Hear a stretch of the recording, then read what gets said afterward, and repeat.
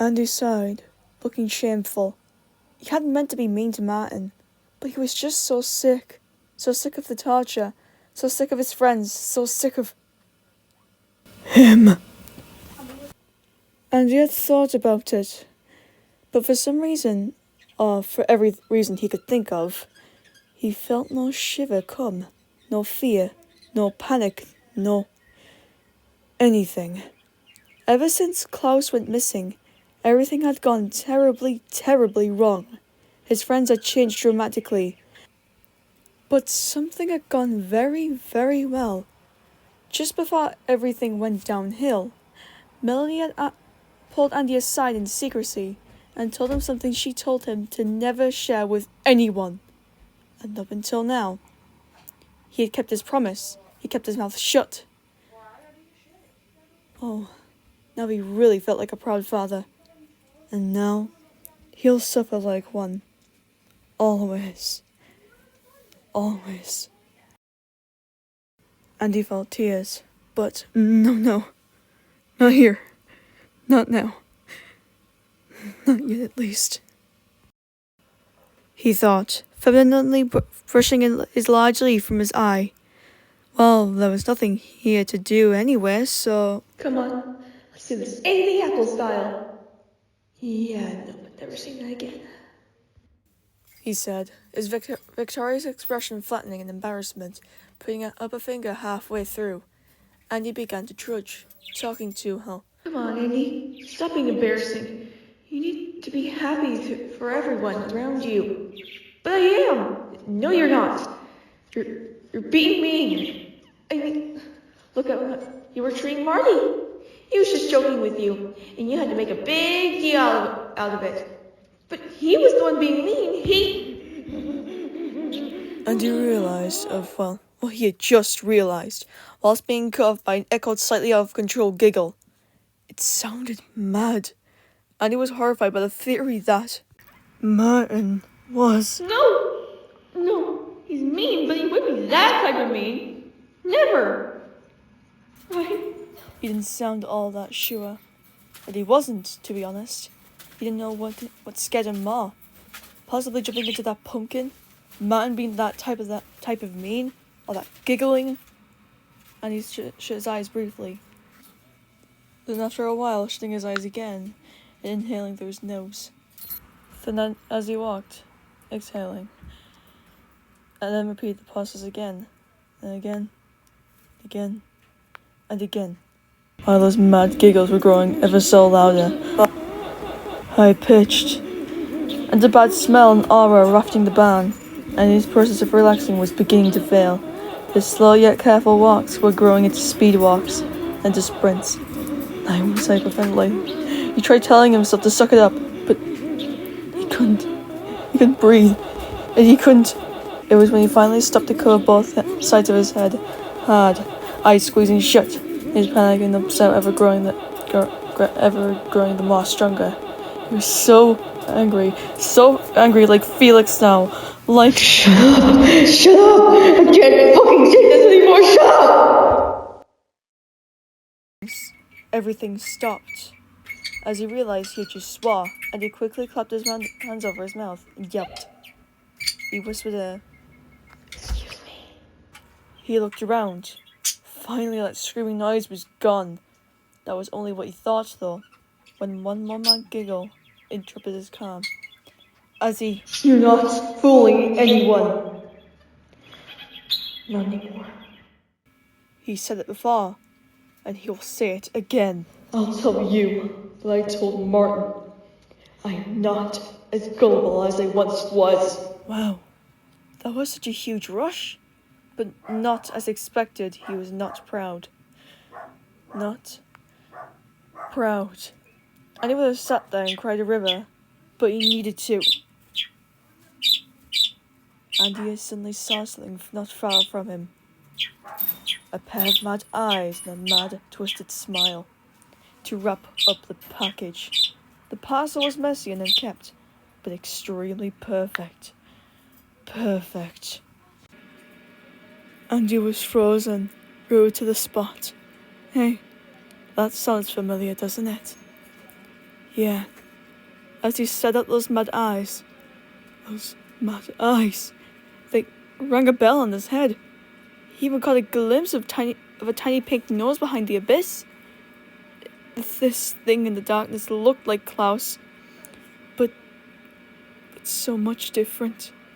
Besides the mad eyes, he had dark magenta hair, overalls specifically, and he was more broad than the real Klaus was. It all sounded pointless. The infectious wound on the side of his flat head. It seemed to be a tangled knot of Peter's vines. His head was starting to rot. It seemed like the mad smile he wore was trying to hide the fact that he was in absolute agony. As they smiled at Andy, the thing's hands suddenly locked into the hay floor, heaving madly. Andy was so stunned to the fact that this stranger could be... Andy stammered, slowly, as it grew larger before it fully came out of the darkness. It hissed. Oh God. It really was. It really, really was. As Klaus lunged up from the abyss, he shrieked madly. Does my eyes belie me? Klaus's voice sounded damaged. Andy continued to stammer, to no avail. His old friend mocked. That's right. It is me. He spat in Andy's face until... Finally, I can wait. You must, Andy. You cannot wait. He's so He hissed, letting out a raspy cackle. The real Andy would wear his phone for not those. Andy's eyes welled up. He will be smiling too. He's always smiling. Smiling. As what used to be clockwork Klaus paced left and right explaining, he stopped, eyeing not Andy, smiling hungrily. But I like to admit, you should not act like him. Terrifying, idiotic. Klaus's expression flattened, pulling Andy's hand away from his face. Lying. Andy's eyes glossed over. He tried to keep his voice leveled. Oh, Klausy.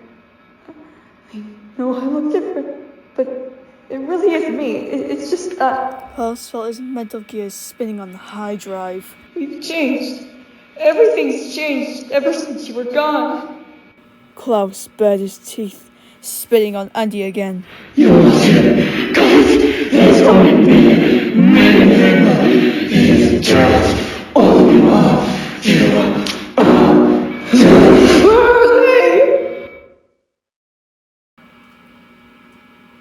Klaus's words burned a hole, causing Andy to cut him off. That's when this Klaus fell completely silent, his mad smile fading instantly. So, what's the surprise? And you'd say... He waited. Klaus's voice was deserted and shocked. Bring a surprise. Klaus's eyes began to well up. Oh my God.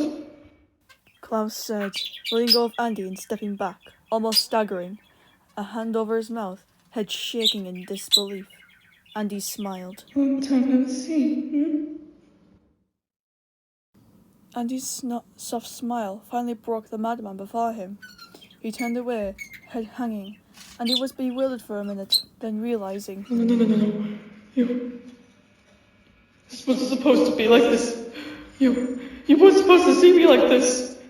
This is not how I predicted it. How we predicted it. This isn't fair. I wasn't fair. I predicted this whole interaction in my head. I thought it would be amazing. I thought I would feel amazing, but now... Oh. Klaus wiped his face with his sleeve, voice breaking. Now I realized I was just making a fool out of myself. Andy's irises slightly grew. Oh, Klaus. Andy cooed, reaching a soft hand out to him. Klaus snapped an eye at him. Don't touch me! Andy reflexed. Why not? Klaus whirls around, letting Andy get a full look at him. Oh, look at me, Andy! A monster! he screamed. I was back then as well. Andy watched as Klaus lowered softly. Then Andy could have sworn he heard a sob. I heard everyone, Andy. You, Melody, Felix, Martin. I mean, he had just learned about it, so Andy couldn't blame him. He'll get used to it soon enough. Andy felt an upsetting chill down his spine. I even killed you, Andy. I murdered you. That was when he couldn't bear to say any more, and broke to the hair floor crying. But this time, he sounded like he was in pain, breathing whines, wrecking his body. And he slowly went to Klaus's side, a hand on Klaus's shoulder. And he would have asked Klaus about the last part, but preferred not to. Klaus was clearly hurting, not knowing what else to do. It started to hum. Klaus had noticed, and slowly and awkwardly leaned on him, and he restfully shutting his eyes. It was the first time in a while Klaus had heard something soft. Andy had planned what he was going to do. It was stupid, but after Klaus's words had almost made Andy forget, and in no time he was flying. His arms had shot into a yelp. But that was the thing. He thought he was flying, but only an extremely short distance. Andy picked an eyelid open and found he was being carried by Klaus, whose expression was blank and blunt and serious. Klaus had looked behind him, stating, He will be here soon. Andy jolted softly, squeaking. How long have we been here? Klaus raised an eyebrow. Not long enough for me to start carrying you like an infant child. Klaus laughed slightly, empty. There was a sudden screech of rage ripping through the barn. They were alert. Klaus was getting a head start.